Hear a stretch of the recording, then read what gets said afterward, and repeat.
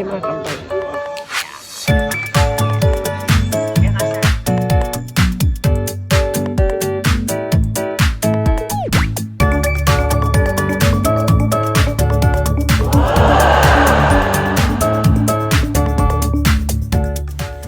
Nagkayayaan na naman po kami sa isang izakaya or yakitori-san.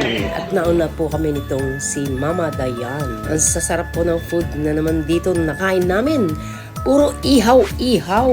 May mga fresh lang na salads.